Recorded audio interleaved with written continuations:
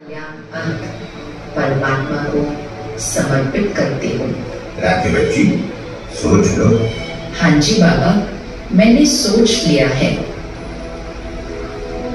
वाह ऑलमाइटी बाबा, वाह। ओम शांती। प्रजापिता ब्रह्माकुमारी ईश्वरी विश्वविद्यालय माउंट आबू हेडक्वार्टर द्वारे भाग्यविधाता हा फिल्म साकार प्रजापिता ब्रह्माबाबा यांच्या जीवन कहाणीवर आधारित बनवलेला आहे। प्रजापिता ब्रह्माबाबांची जीवन कहाणी, कसं ते गृहस्थी जीवनापासून ईश्वर निराकार परमात्म्याने त्यांच्या तनामध्ये प्रवेश केल्यानंतर त्यांनी आपल्या जीवनामध्ये काय परिवर्तन केलं आणि कसं या संस्थेला एक वटवृक्षाचं रूप दिलं।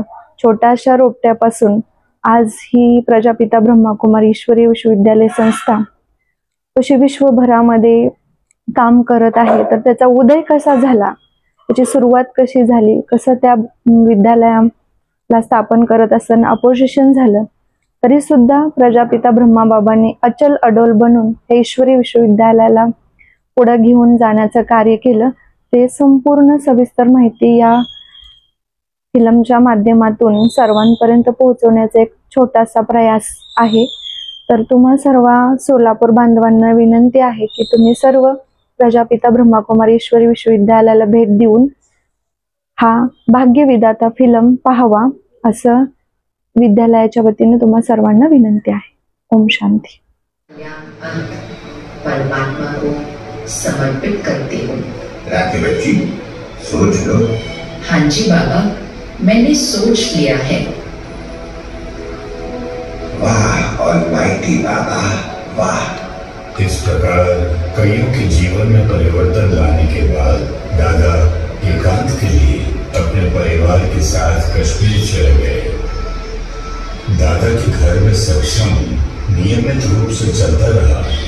दादा ज्ञान के खजाने को पत्रों के रूप में हर रोज एक बहन के नाम से भेजते थे।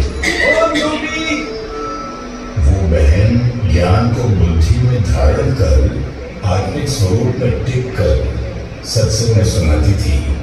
पति की मृत्यु के बाद तो इसका पहला बात था, और आज इतनी ऊंची ज्ञान की बातें सुना रहे हैं। हमें नीचे से ऊंचे जाने का पुरुषार्थ करना है। मेरी बहन ने आज तक नजर उठाकर नहीं देखा, और आज इतने लोगों के सामने भाषण कर रही है। भाई साहब, सिर्फ भाषण नहीं कर रही, ये बहनें परम शांति का अनुभव कराती है। जरूर कोई ईश्वरीय शक्ति है जो इन अबलाओं में इतना बल भर रही है।